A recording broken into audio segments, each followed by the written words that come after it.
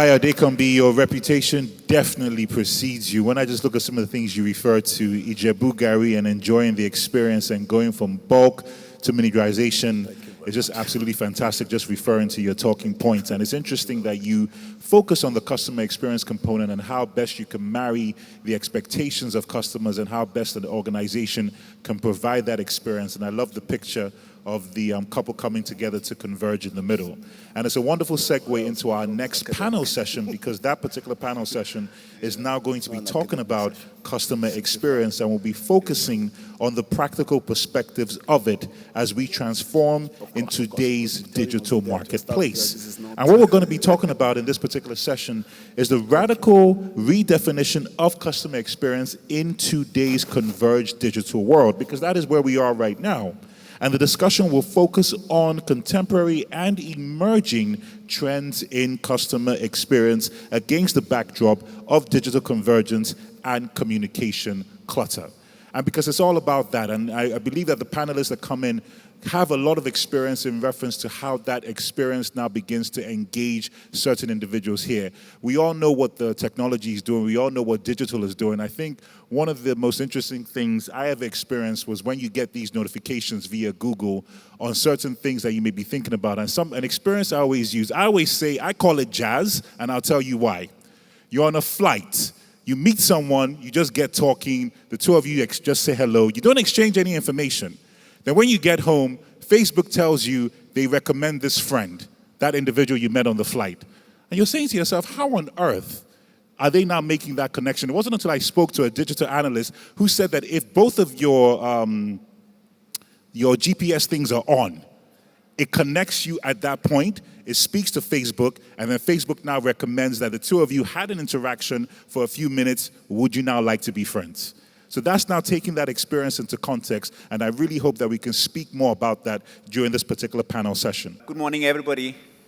So we're going to try get deeper into the issues that are always emanating from the whole concept of customer experience, covering the different angles from are the customers ready, is the country ready, are our businesses ready, what exactly should we be delivering to get that right kind of customer experience on digital platforms.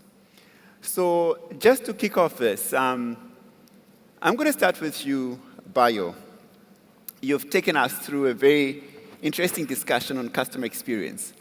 And I've often heard and read analysts talking about the whole digitization of a customer experience as being overhyped and not worthwhile to put so much of your money for midterm or short-term business returns. Do you think this is overhyped, or are we ready? Well, I think, like I've said, it's something that must be done, but it must be done well. If it is what being done, it cannot be done haphazard. It must be deliberate, it must be well thought through. And that was why, if you remember, I showed the segmentation model. One of the critical elements of that segmentation model is return on experience. And that is a lot of frustration of a lot of business managers I've spoken to, whether in Nigeria or out of Nigeria. Oh, we digitized, but we didn't see any return. So what were the assumptions driving the whole transformation? What were the baseline? What were the understanding? Some people are told that you need to shut down your brick and mortar to become digital. But we understand that there's still some customers who are phygital, which means they want physical and they want digital. So there must be a thorough understanding of your category evolution, disruption requirement, the customer mindset. You recall, one of the other segments talks about customer maturity. We can outgrow our customer, but we cannot outgrow their pocket to serve our industry. So there's a need for that blend. So the reason why anyone may say that is overhyped is perhaps some fundamentals have become missing over time. But when a business has a very holistic view, and I think I work for a company that have come to realize that this whole digitization must start inward out, which is let's understand our business, let's understand our people, let's understand our gaps, and let us address them first, and then let us articulate a clear digitalization agenda driven by a vision that is owned by CEO, and then it can cascade to our people, our processes, our products, services, and the way we go to market. But oftentimes, we always start bottom up, not top down. And then we always see it get messed up, and then it tends to negative feeling around that, whether we have done the right thing or we have done the wrong thing. So I think I will just stand in the middle in answering that question. Yeah, great. Thank you very much, Bayo. Just following that up, do we have sufficient scale in terms of numbers of consumers that can give us good enough business return for us to focus on that? I'll just still give that to you, Bayo. Okay, great. Like I've shown, customers want to be served in a different way that is unique to them. So there is a demand already. And that's why if you go even as low as bottom of the pyramid, they're all familiar with most of these technology tools. I need to be very, very clear about that. If you go to as far as the north, digital content is everyday reality. They use Bluetooth and all that to exchange digital content. They understand digital experience. Even some of them, have a unique way of getting media access from outside Nigeria, doing some, cable rewiring here and there. So they understand how their laptops can be used to access content outside Nigeria. So there's a pent-up demand. I can tell you that. But if I do not have a justifiable business case, it's very difficult for me as a business to go digital in serving them. So there must be that middle point. And that remains my argument. Customers must be served digitally, but it cannot be at a loss. Even if it's at a loss, I must have a view of my return, maybe in the next 5, 10, 20 years.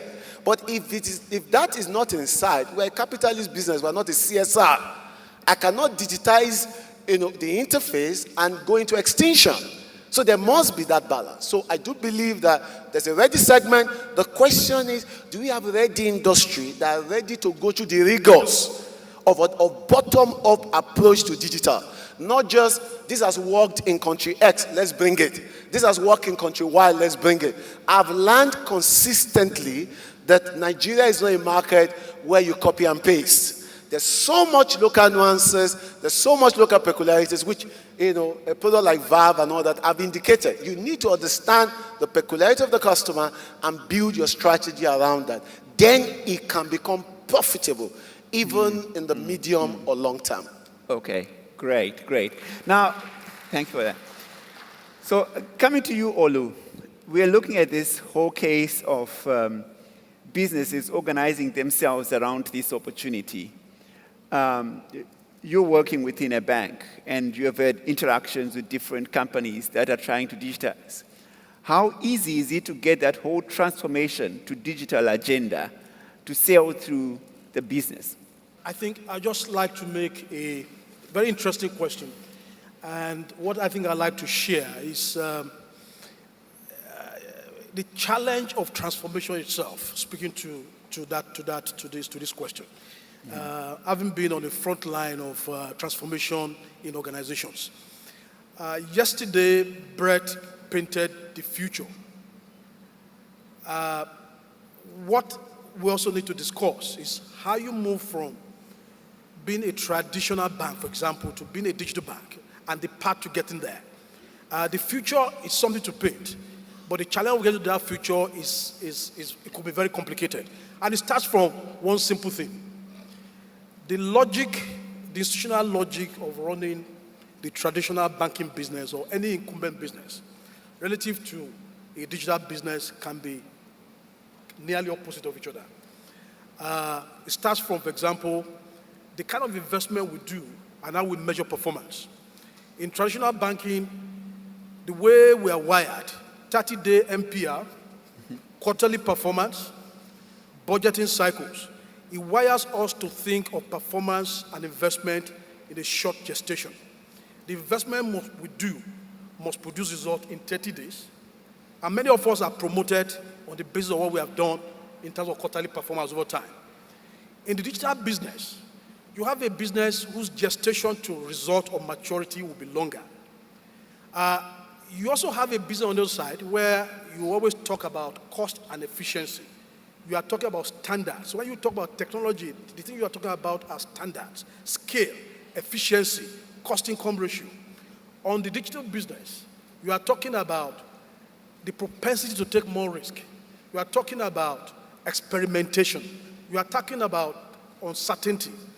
Typical managers, especially those of us in the executive suite, if you have to make a choice between short-term results and certainty, which you get in a traditional business model, and the experimentation requirement and the flexibility requirement of digital business, and the uncertainty that comes because we don't know where we're going. We know the direction, but we are not exactly certain of how the trajectory will play.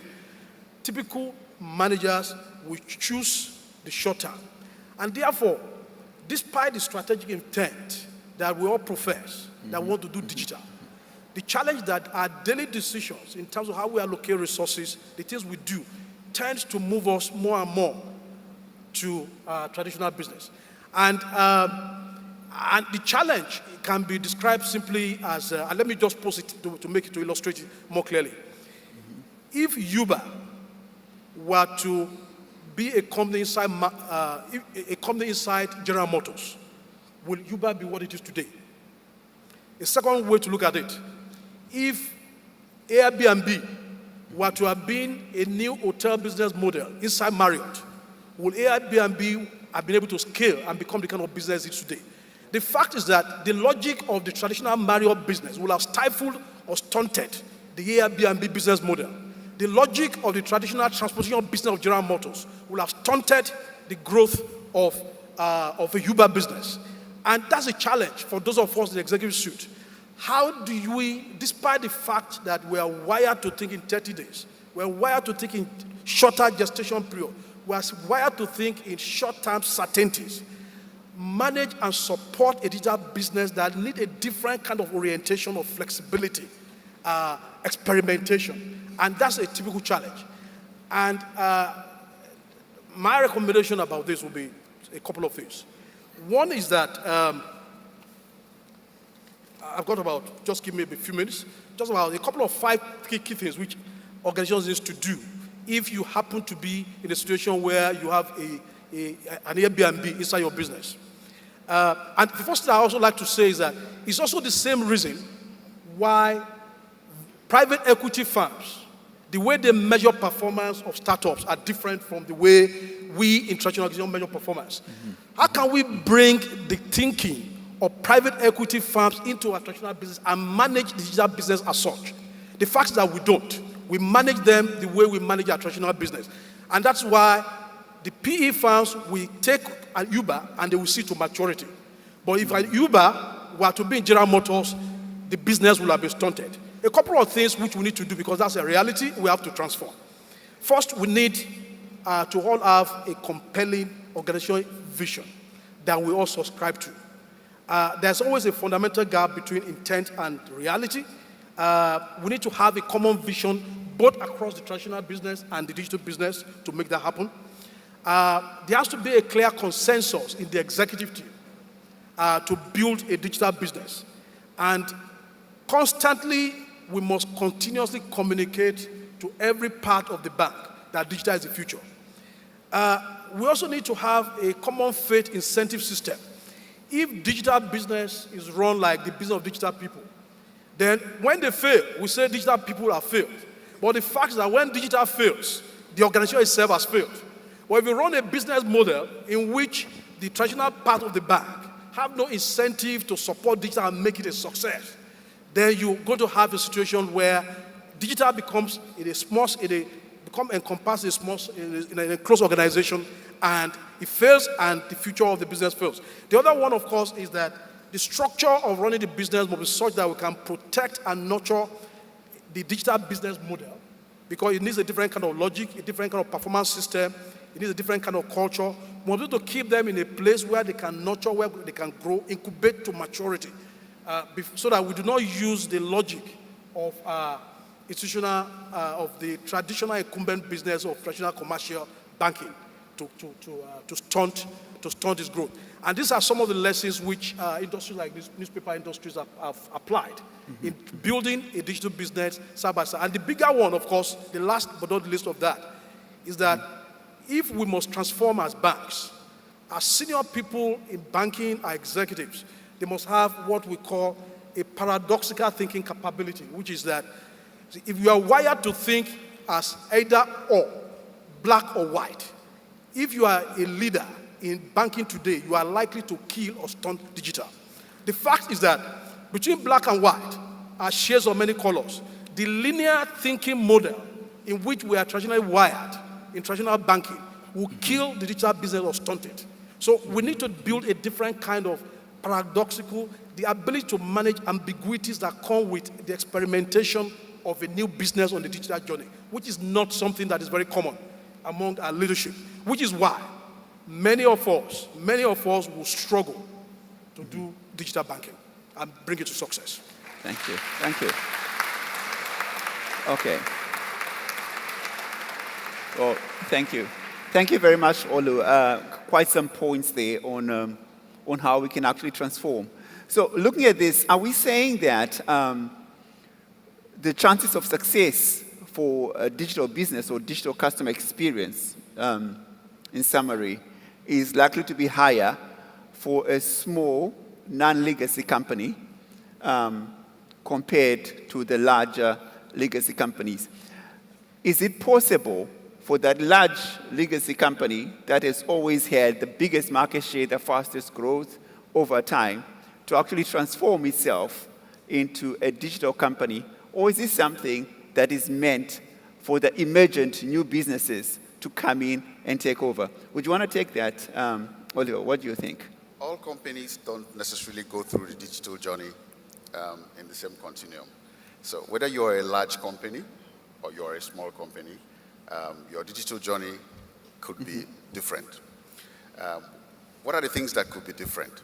Depending on where you are, every digital experience, and if I take the case of Nigeria, it is every digital experience is anchored on an actual delivery that ties back to a physical.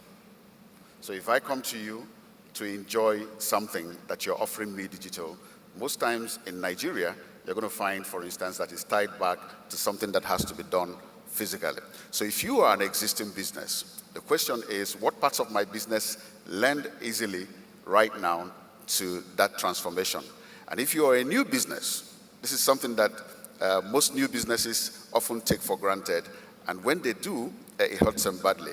So when you make a digital jump, trying to present customer experiences that do not have a solid physical backing as to how you deliver, what it tells us is that you probably may have underrated how the customer experience will pan out when you start delivering. What changes when you start delivering? Take, for instance, a service in Nigeria that started off offering songs. They expected to see a few hundreds to thousands of people. In the first 2 weeks of launch, they saw 1 million, and the service staggered.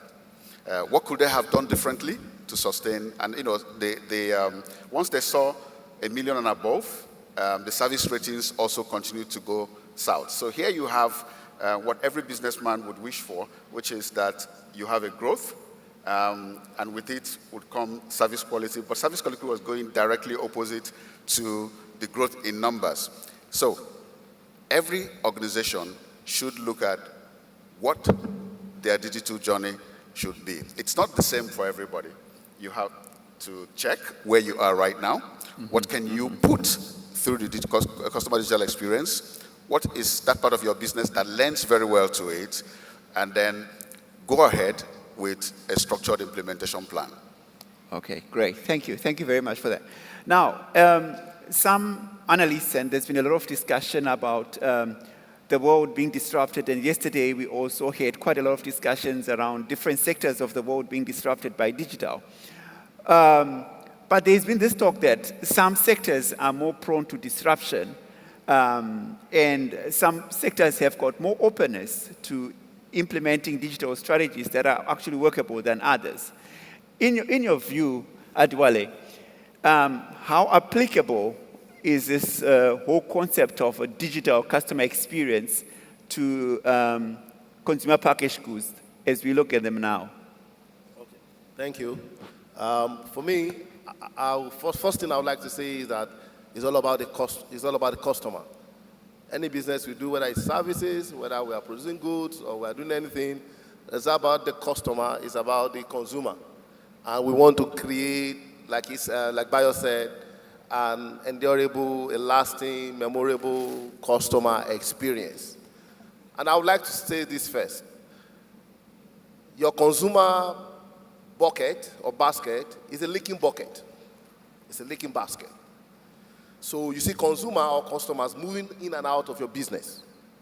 Now, digitization has come in, and it's not just, it's not a standalone model, but it's an add-on, it's an addition to whatever business model we're on. It's going to be there for a long time. There's nothing we can do about it. It's changing consumer behavior, because I tell people that consumers or your customers, they have three currencies. They have three currencies. The first currency is money, the second is time, and the third is energy. And you need to work with this currency that they have to ensure that you're able to connect and give them that experience. So we need to think, whether it's a traditional business or whether it's a private equity or it's a multinational, how we can bring this digitization into the equation of what we do on a daily basis.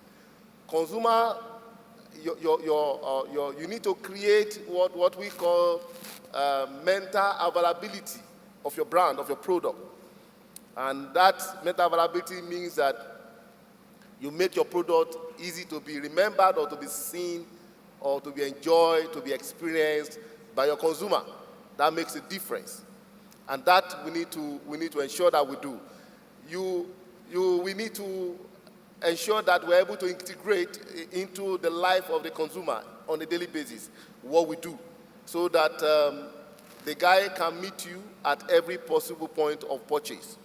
The import of that is that the consumer of today needs time. He doesn't have all the time. His purse, his wallet is pressured. He had choices. He can decide to buy this, can decide to do that. The challenge today is that when we want to go this route, we need to ensure that the entire business case is not based on digitization. It's just about incremental. And what digitization can bring to the business for you is that it can help you to increase cross-selling. So through digitization, because there will be interaction, there will be opportunity for him to see beyond what you're offering at that point in time. So it can increase cross-selling. It can also bring about upselling. So at the end of the day, it's about incremental sales. At the end of the day, it's leaving a lasting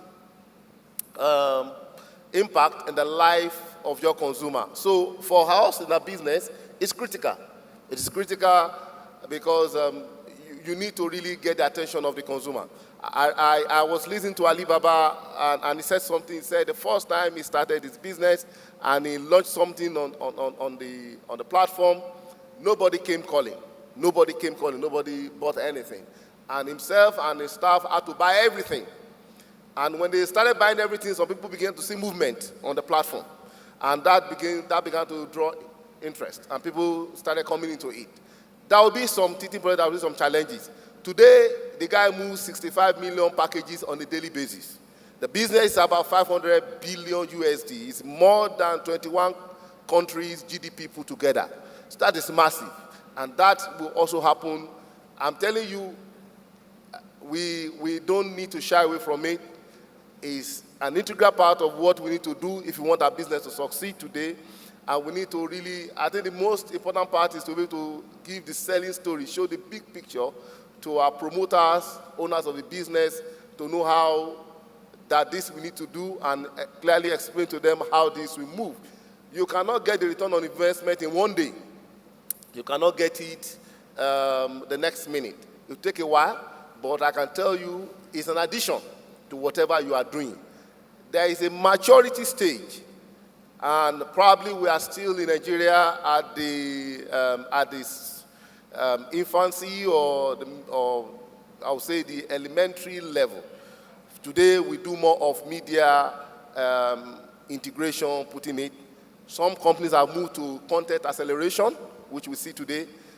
The next level will be channel integration, integrated channel, integrating the channel from the brick and mortar stores into the e-commerce, into the digital space, and then we can move from integrated channel straight into personalized service. That means giving communication to a personal individual how to interest them. So it's all about experience.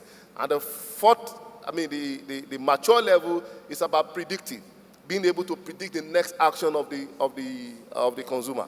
If you don't have digital, if you are not bringing digitization into your business, you will not be able to do all these things. And at the end of the day, you cannot even have enough data to drive efficiency, to be productive, and to have a very tight, clean strategy to win in the marketplace. So I think digitization is an integral part, it's a key part of whatever we need to do, whether it's a small business, whether it's a big business, that must be part of it. Thank you. Thank you very much, Adiwale. So, thank you.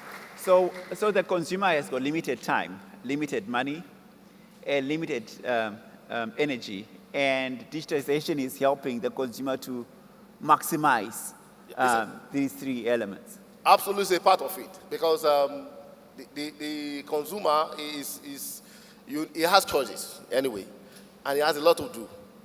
His discretionary spending he has to manage it within those things that he contends with every day. Bio says something about needs and wants. There are key needs and there are wants.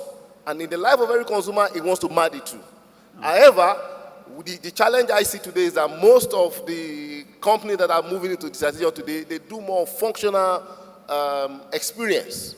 We need to move away from functional to creating that real experience. So I go on a platform, I'm able to do just a function. However, what experience am I taking away from me? That is not happening. Okay. And that we need to bring to the equation. And that will expand your consumer base. Because I can go with experience and I can share with a friend, and I can also invite you to come on this platform and also be part of what is happening. Today, internet penetration is about 97 million Nigerians are on internet. 65% of them already buying on e-commerce. 65% of them.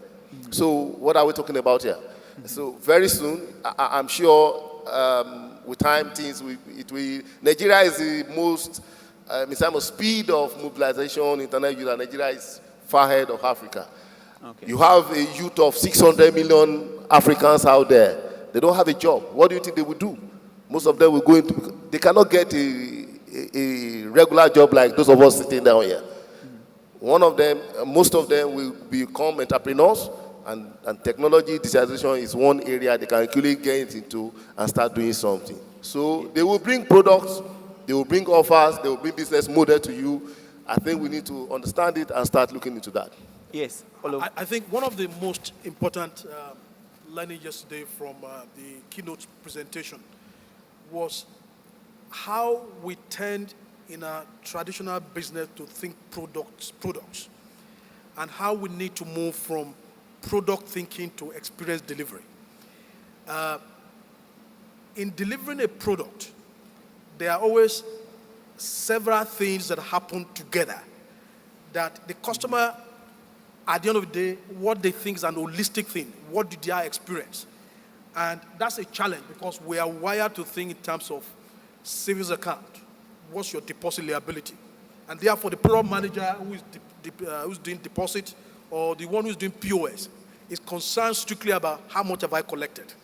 And he or she is not wired to think about the total experience from the payment of the customer down to the after sales experience, after user experience. So we have to be, this whole experience journey, the totality of all the touch points and the meaning of to the customer.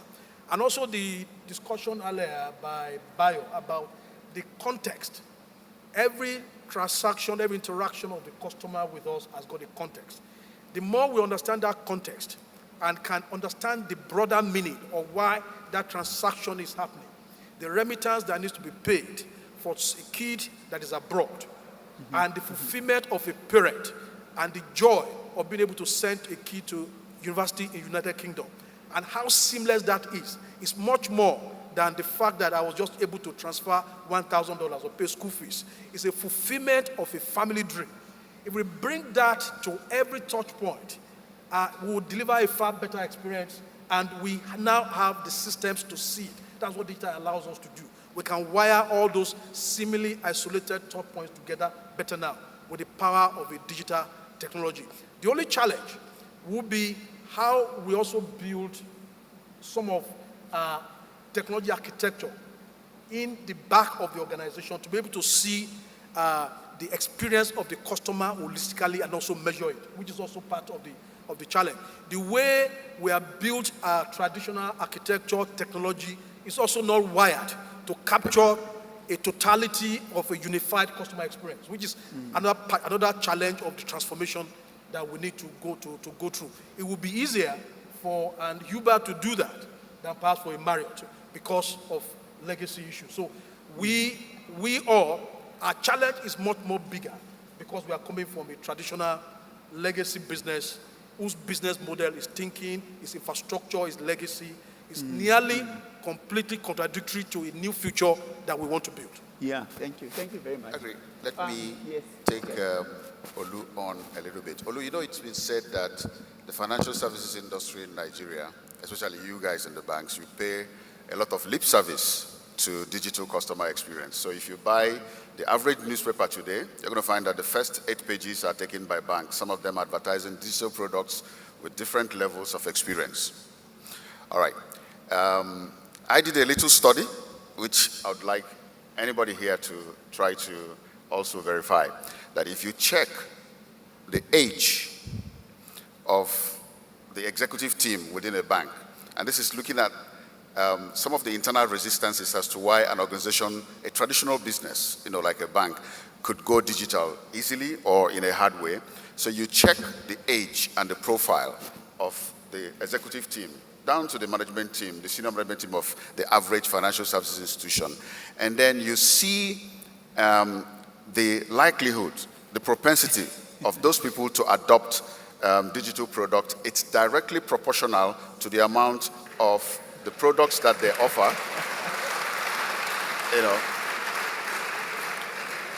So you find, for instance, that one of the first banks to achieve 2 million downloads of a banking app. The CEO, I'm not going to advertise freely for that bank, the CEO for that bank was actively using it. And one of the last, trying to make the same turn right now, I don't want to say what the CEO is doing, but you get the idea. So, here we are to say, can the banks, in trying to give us, or even the companies that operate within the financial services industry, in trying to give us greater customer experience, can you at least start by eating your own dog food? So let them start by eating their own dog food. So when you use your products, when you try out some of the things that you're asking us to adopt, when you believe in that product from senior management to the lower levels, what you find is that the resistances for traditional organizations going digital will wear out because they would experience it. They would wear the same shoes that I, as a consumer, when somebody has gone to an ATM and you feel that when we say that ATMs are out of cash, it's not real. So when you experience it, not that someone brings cash from the branch to your desk, because you are a senior banking executive. Eating our own dog food is part of one way to accelerate the digital customer experience for the financial services industry. Okay, great. Thank you very much, Oliver. I guess it's about how we can actually achieve this change because we've got this beautiful golden land that we see, that we're talking about. But how do we actually see it? And those are some of the suggestions that you have there. But I just want to get back to Bio. Olu just mentioned a moment ago that the whole aspect of customer experience is about moments. And it's about moments. You're experiencing the moment And there's a lot of emotion because there's a context to that moment. And if you're able to live within the context of that moment and to deliver within the context of that moment, then the customer is delighted. That's great and that's awesome concept. That's a great and awesome concept. But how are we able to actually practicalize it? How can we be able to use digital to meet this? Thank you. I think one of the most critical points, which I've said before and I'll reiterate, is new approach to analytics. I strongly believe that for digital to work, we must be analytics driven. There must be a new approach to how we allow the data to speak. And at that level, when data speaks, every customer is understood as an individual. So we are not talking about psychographic segmentation, we're not talking about behavioral segmentation, we're talking about one single customer. And that customer has moments. There's a way he will behave when he's at home, when he's in the car, when he's out of the country. So a single customer also has multi-context. So if I'm segmenting a customer, I'm segmenting that customer by moment. But the issue is, to what degree are all this data collected and applied in understanding the customer? I can say it is, I give an example of something that Data Science Nigeria did, where the experience is not consistent. The recommendation engine from the ATM was giving variation that is not, doesn't speak to my reality. Somebody who has 1,000 in his account, you are recommending 15,000 naira withdrawal. It does not speak to his reality because it's completely out of touch. So I think the discipline of analytics is a fundamental gap that must be addressed if we really want to digitize, because digitization is customization. And customization is about personalization to the degree that I know you more than you know yourself, because I stored the information about you somewhere else, and I'm using that information to uniquely serve you optimally beyond your expectation. And that begins to speak to the issue of ecosystem. That for us to also be able to optimize our understanding of the customer, there must be knowledge share within the ecosystem, where there's a willingness on the side of the customer, which I can vouch for, that please share my data between this company so that both of them can give me the most configured experience. So that when I buy A from B, I can get discount from B. Especially when the value proposition is clear to the customer, that if you know me, I'll pay less. They're willing to let it go. So I strongly believe that if we have a new view to analytics, we're going to a very large extent get so much out of digital and push the frontiers in this journey of disruption or innovation or whatever we choose to call it. Okay, if I may just speak to that. Part of the things to also build on the point about analytics is also getting back. I'll be speaking to a lot of organizational issues.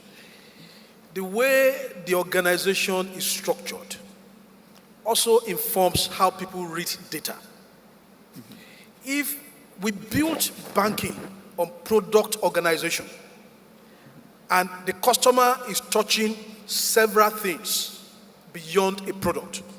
So if I'm measured and we are organized around products, and we are going to assess performance on the basis of functionality or product organization, the data that each unit will pick will be a data that concerns the way they are measured. So the product people look at product performance. The operations people look at operations. The other people look at what concerns them. And no one has a holistic view of the end-to-end experience of the customer, because the organization is not, the business is not organized around customers. One of the fundamental transformations we must have to deliver great customer experience and use data much better is to organize far better around customer segments and measure performance around in the same way. If we do that, the ways in which we interpret data will be much more holistic, and we are going to get more meat and more insight out of data, because we're not going to be looking at data in silo. So a segment, one of the key things is that a segment-oriented, a customer segment-oriented structure is also critical to delivering a great customer experience and interpreting data in the context of a customer rather than product view. Okay, great. So it's about segments and being able to tailor around segments. You understand the customer better, you understand the context, and you deliver better. You have a point to talk about. Just to add to what Olu just said, you don't win in the company. You don't fight to win in the company. You win out there in the market. And you need information, you need data to develop the right strategy to win in the marketplace. So digitization, disruption, or intervention, or happening within the business today helps us to be able to generate enough data that can help us to build the next strategy to move to the next level. Let me give an example. I want to talk a little bit about the route to market. Nigeria today is a very massive country. Nigeria is about 975,000 square kilometers in size, very massive. If you want to travel from Lagos to the north, it's about 1,600 kilometers. Now, if you are a multinational, a big company, and you want to grow, and you are doing massive business, you want to be everywhere. You want to be everywhere in the country. You want to ensure you do distribution. You want to ensure you are available across the country. And this does not come cheap. This is very expensive. Because if you put entire resource into it, you still need to manage it. So you need to build your route to market on two variables, control and cost to serve. And I can tell you that digitization or automation of your sales model will help you to manage your cost from experience. Because what it means is that clearly, if you automate, you can drive sales force effectiveness. You can measure your people's strike rate and what they are doing. If you have a manager in Kaduna or in Sokoto or in Maduguri, and it's a sales guy is working there, if what they do is not automated, you cannot digitally see it real time, on time, and clearly see what's happening. You can call the guy and say, what's happening today? And the guy will say, sorry, Boko Haram is in front of my house, we cannot move out. Whereas probably the guy is somewhere enjoying himself. But being able to automate or digitize what they do, and you can see it in Lagos real time, then you can bring a lot of hygiene into how you drive your route to market. And that can help you to win in the marketplace. So this is another addition, a benefit that it brings to the whole process. And when you measure this, when you get this data, you can get. Agri, you know that if I ask you for a data now, you give me a very small sample size of the entire country. But if I automate or digitize what I do across the country, I can get massive data coming from what is happening in the market. And I can put this together, and I can analyze this, and that can help me in putting into context how I need to fight the next battle in the marketplace. Okay, great. So now this is about data and getting data, making good use of data through analytics so we can make decisions. But there's been this talk about you need an ecosystem. For digital strategy to work well, you need an ecosystem. And recently, a renowned blogger sent out a message. In his view, it was very, very difficult, for instance, to implement e-commerce, which would probably be the final stage of your whole chain. It would be difficult for us to implement e-commerce sustainably, profitably, within the Nigerian environment, given challenges to infrastructure. What do you have to say about this? Is it possible to arrange the kind of logistics and speed to distribution that's required in e-commerce within the market? What do you have to say to this, Oliver? I think I may not entirely agree with the blogger. I think I know where Agri is coming from. It is like asking if one can make asun in London, as long as there's goat meat and pepper. Asu can take shape, right? Exactly. You have to differentiate whether it is a she-goat or a he-goat. That's another story. Once there's goat meat, you are halfway getting to Asu, which is a local delicacy for those of you that are watching us internationally. So using that Asu analogy, some parts of the goat the Pepe are already existing in Nigeria. So we've got the right population, we've got technology infrastructure, and you find, for instance, that purchasing power is at a certain level where certain things are happening. Regulation-wise, we pretty much enjoy a regulated environment. It may not be as much as you find elsewhere. If you also take a dipstick into Nigeria, what you find is that it's 30 days to the launch of each major technology in the fintech space. You find somebody who is already piloting in Nigeria. That's what the data tells us. Coming back to the logistics side of deliveries, well, what you find is that we patch and tie together and knock things together to be able to do things that are done seamlessly elsewhere. So let's say, for instance, last mile of a delivery for something that was ordered online through e-commerce is done by Okada. Elsewhere, it could be done by a more organized system. The infrastructure in Nigeria today is ripe and right for where we are in that journey. And I believe that as the journey, as we continue on that journey, a lot of that infrastructure, some of them are broken, some are aged, some are completely new. Like if you look at Nigeria's traditional postal system, the post office, as we knew it, is currently under the focus of a major transformation. When it happens, a big chip into the whole fulfillment space for e-commerce falls in place.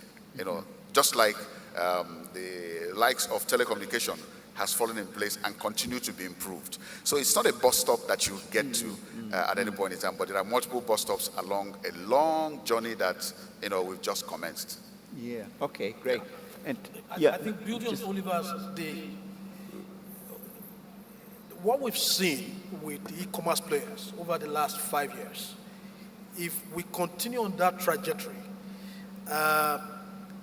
they've cleverly coupled a couple of things in the ecosystem together, even with the weakness of infrastructure. To the fact that you can order food from all sorts of places today, and the logistics system is not perfect, but we're extremely innovative people, even without resources. It's amazing how much people are doing. I think what we see today is a very, no matter the logistics system is getting better and well organized. It's supporting e-commerce. We are doing e-commerce volume on the volumes that we would not have imagined. And if we continue the trajectory of the last 5 years, it can only even get better much more rapidly. I think the challenge it will pose for us, for those of us in banking, is that if customers continue to begin to see us, if they begin to interact more with us remotely, the way they will buy from Jumia or the way they will buy from Amazon.com, and they will begin to benchmark us with the customer experience that those e-commerce players deliver in terms of intuitive, simple ways to buy, payment system that works, and innovation around even delivery and logistics. They will not understand, if I can do it on Jumia, on Amazon.com, why can't you deliver it for me? So that is the context that we that we face. So I can only get better with. Yeah, I just want to add to that around ecosystem. I think the understanding of ecosystem means that everybody must piggyback on somebody. And I'm going to throw that to Oluwakomu in the context of the success that we have seen on e-commerce. Now, there are instances as a customer, I want to buy something on e-commerce, but I do not have enough money. Does my bank have a special proposition for that context? So people must understand how industries are evolving and package proposition that taps into the existing ecosystem and opportunity. I'm sure you are aware of a company, some delivery companies in Nigeria today that are tapping into use of traditional Okadas to deliver. The Max.com, DropBodies.com and all that. They are all algorithm-oriented businesses that says that if you are somebody in the mainland, you come to the island, you can use your normal traffic to pick a load for somebody and drop it.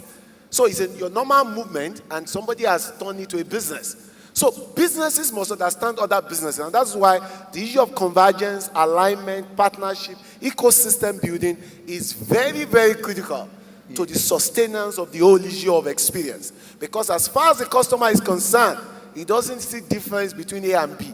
All the apps are on my phone, so everything must talk to each other.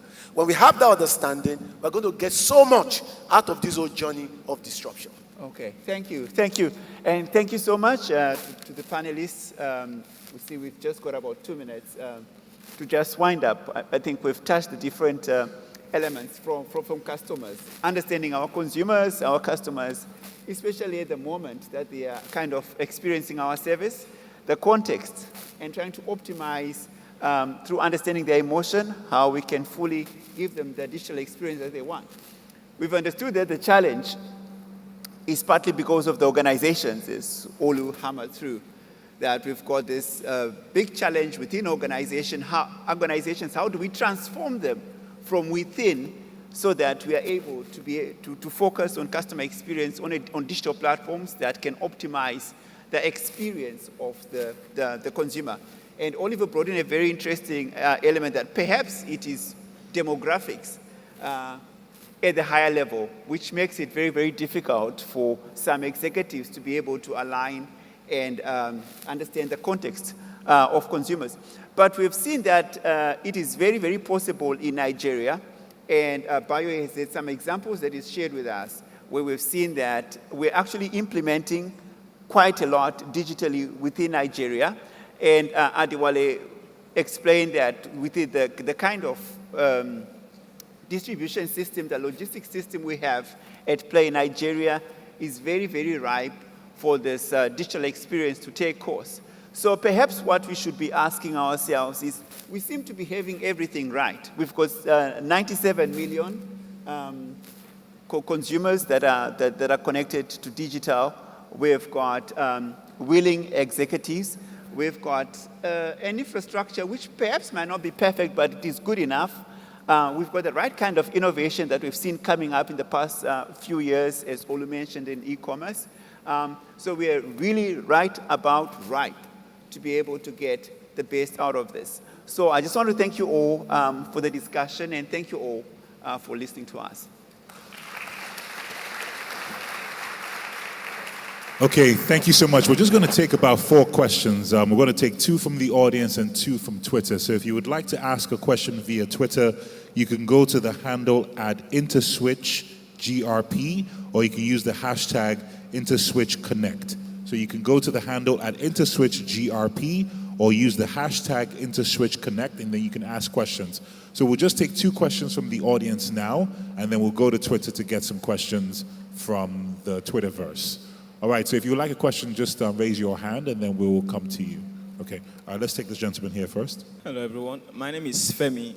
I'm directing my question to all the panelists.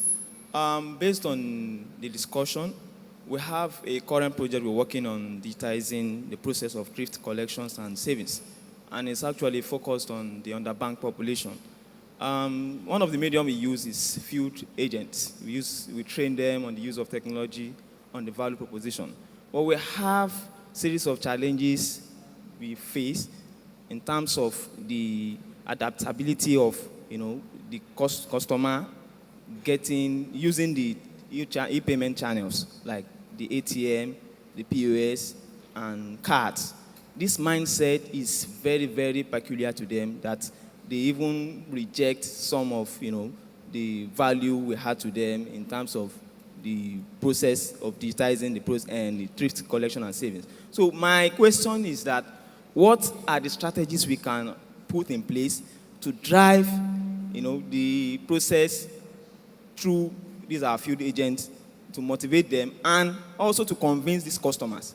Because most times they always reject, and the problems of technology is also there in terms of the PIN authentication and some other process involved. So I want you to advise on the strategies we can also put in place to drive this digitization of thrift collection and savings. Did you get it? Yes, I think Olo, you want to take that? There's a question, sorry, because the echo was a challenge. I thought you were asking a question about the agent network. Did I got it right? About agent network and customer experience. Okay. Maybe you can recap, just recap. I think I understood That's it, yeah. That's the question. Yes. Okay. A challenge for the industry. One thing, collectively as an industry, we have to invest a lot in customer education if we have to unlock the potentials for financial inclusion.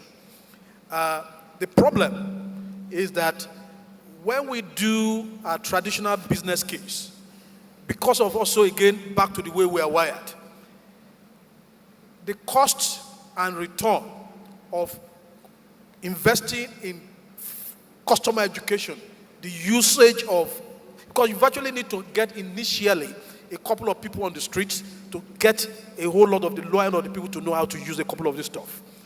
And when we look at the numbers, the tendency for many players is to run back because of the way we are wired, my quarterly returns. Therefore, but it's something that we have to do. The other thing is that Bayo has made a point about the ecosystem. In this whole ecosystem are also a whole lot of players who are interested in financial inclusion. How can we work with government? How can we work with development organizations to unlock these opportunities together? But there's no alternative.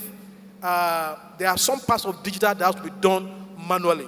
At the initial period, pending the time when we build a critical mass of users who can teach other users, you virtually need to get a couple of army of people together to tell people what to do with their equipment, so that you do not have what Bayo called dinosaurs or something on that. But you need to get people. So education, financial, customer education is going to be very key to get the kind of scale.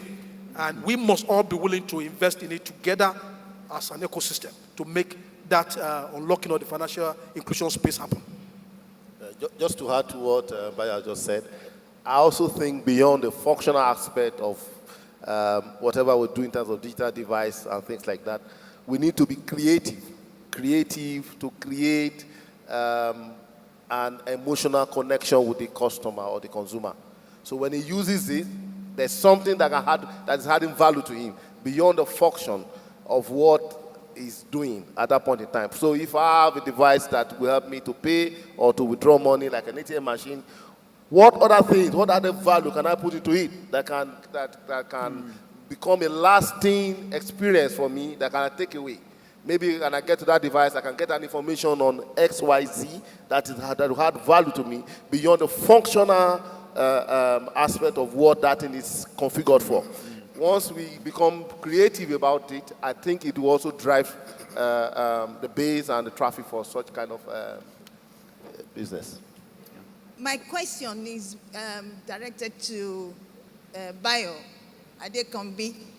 I thank you for the conceptual model, but I want to indicate or ask you how we can do a supply chain digitization. For the Ijebu Gari that you cited, the woman that is frying the Gari is not in your chain. How do you get her to be in the chain and digitize her to be part of the chain?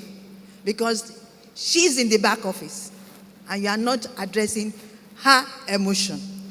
Second, the question on data analytics. I am a data person, I'm a statistician. And so I believe that data is very crucial in getting to anywhere you want to get to. Because if you don't know what is the trend, you may not be able to look at the future. Having said that, I don't want us to be carried away by micro data, because that's what I could take from the discussion. Micro data, like you are talking about the product data, sifting the product data from the operations. I want us to also look back and see how we can use macro data. I'll give an example. Macro data sort of give you the leverage of what the situation is going to be going forward. 2 years back, using macro data, I was able to tell my board that oil price is coming down and it will get to $40 per barrel. They said, no, it can't be. And when I brought my analytic out, I mean, it's something that we should learn to do in this ecosystem. We must always trend back because the market will penalize you if you don't use your data effectively, efficiently. So let us think about macro, not only micro. Thank you. Thank you. Fire. Thank you very much for that well-thought-through question. The first question around, creative inclusion or digital inclusion, when we create digital solution that speaks to the ordinary man on the street, I think it's something that I'm particularly very passionate about. If we really want this whole thing to be a collective success. I did a study about a year ago where I look at all the apps in Nigeria from fintech, from banks and all that. And I was looking at the average size and the way they were designed. Clearly, we designed from the mindset of the guys who wear ties, who will use 25 megabytes. I cannot imagine how an application will be 35 megabytes for a woman who struggles to use 10 megabytes per day or per month. So fundamentally, there are some understanding gaps, and I do agree to that. And quite a lot of people that I mentor who are application developer within data science ecosystem, it's all about, you have to be bottom up. For example, we need a Nigerian Uber model, for example, where those old people, because we need to know that there are some people who will never use Uber. They will use only painted taxis. And the painted taxis will never use an application. But if somebody builds an ecosystem, a solution that is voice-based, like what is used in London, you just need to make a call. You call a platform, and the platform gets you a driver, and the driver comes to pick you. That is a form of disruption that is true to the reality of those individuals. Context. So I strongly believe that we must challenge the ecosystem, especially young developers, to be more realistic. We don't all have to look at top level. Let's create things that a gari maker will use, or kada rider will use, and all that. For example, I know some young boys who are developing a solution today called busstop.com. They are collating all the bus stops in Nigeria because Nigerians don't know GPS. They only know bus stop. So can there be a bus stop tracker that can be mapped on Google? That is what people know. They know Yano bus stop. They know Mortuary bus stop. That's what they know. So we must create those kind of solutions. And I'm personally passionate about it. We must do that. And that is the only way we can appeal. Because when somebody knows that this thing will tell me the next bus stop, they will adopt it. Then talking about macro, there's micro, there's macro. I think we took it for granted that everybody knows macro. But even beyond the general macro, for example, many businesses in Nigeria have gone to the level of using weather per local government. How does changing weather in local government X affected my sales yesterday? And if I know that it's going to rain in that place tomorrow, and it's going to affect the number of people on the street who are selling my recharge card, how do I stimulate borrow me credit that people can use on-demand service wherever they are to buy it? So that understanding already exists. Even use of unstructured data like Twitter, because Twitter is perhaps the best way people convey their emotion naturally. Now we have a lot of natural language processing that you can understand natural sentiment per day, per hour of the day. You can use the emoticons that people use to profile them, understand market movement. So I strongly believe that micro must be extrapolated with macro to get a richer view of how the market will evolve. So thanks for that question. All right, thank you very much. So we'll just take a few questions from Twitter. The question is from Rukaway Tucker, and they're asking, apart from e-commerce and banking, what other industries are digitization friendly in Nigeria? Digitization friendly. Yes. Very interesting. Or, in fact, pose a question, what other industries are likely to be disrupted by digital technology? Maybe that's even a broader way to pick it, to discuss it. Telco is one. The telcos today are dealing with the same kind of challenge we have in banking. In telco today, the traditional business revenues of voice and data are matured. And they need every base station or data network that the telcos put in place in terms of CapEx investment helps Facebook to do more business. So the media companies are doing what we call a free riding They are running their business on the telco infrastructure, and they are paying nothing to the telcos. The problem is that the incremental revenues that the telcos are generating as a result of their increased investment, more of those revenues are being appropriated by e-commerce and media players who are paying them nothing. And the telco business model as it is today, from the old voice analog trajectory, cannot appropriate the new revenues they are creating. So even the telcos themselves are going through, like Bayo will speak to this, have to go through a fundamental transformation.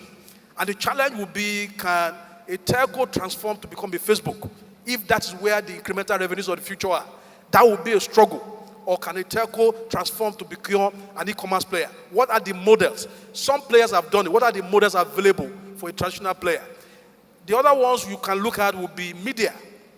The media industries, cable TV, anywhere where you have customers, business on scale in millions with technology platforms is going to go through a fundamental transformation that is driven largely by a combination of different things in the ecosystem, including things like geolocation, new players that will come in and compete with it and take business away from it, who are not even part of that industry. So media, e-commerce, telcos are also the kind of industries to look at in terms of disruption of digital.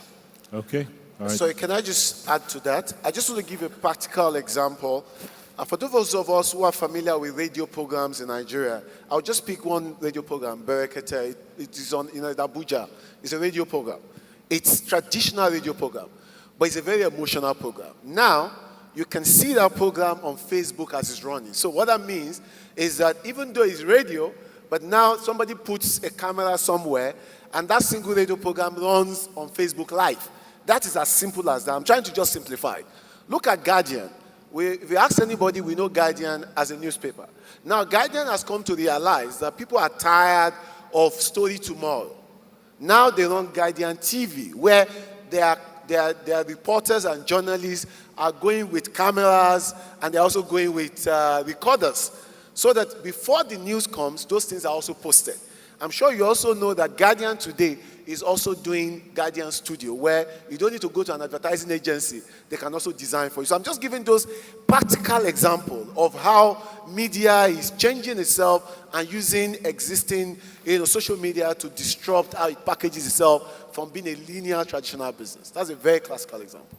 Okay, thank you very much. So we're going to move into the second question from Twitter now. And it is from Lola. And Lola is asking, where do you draw the line between seamless customer experience and security? Okay, so I'll ask the question again. Where do you draw the line between seamless customer experience and security? Well, that's an interesting one. The lines should be at the point where one does not hurt the other, but enables the other. You need to deliver the experience, but at the same time, you can't deliver the experience with some exposure. So if you are like Olu's company, for instance, risk management would require you to protect yourself from opening all channels and delivering everything that customer wants. And if you are the customer side, you'll be wondering, why can't I do certain things, through some banking channels that is the way I want? So there has to be a balance, and that balance can be found, each company, each business, according to the dictates of your industry. So what works for a media company? Let's say in digital rights management. So a digital company can decide, for instance, to give you half a song, or give you a full episode of a TV program for an hour or for 2 days, but then have the security to take that back so that nobody goes ahead and puts it on CD and starts to sell it. So you get the experience you want while the business also gets the monetization that it needs. So for us, if you're speaking from the customer perspective, it's starting from the point of understanding that you need to get the experience, but then from a business perspective, the business also has to protect itself. There's a third layer of it, which is what regulators actually ask us to do.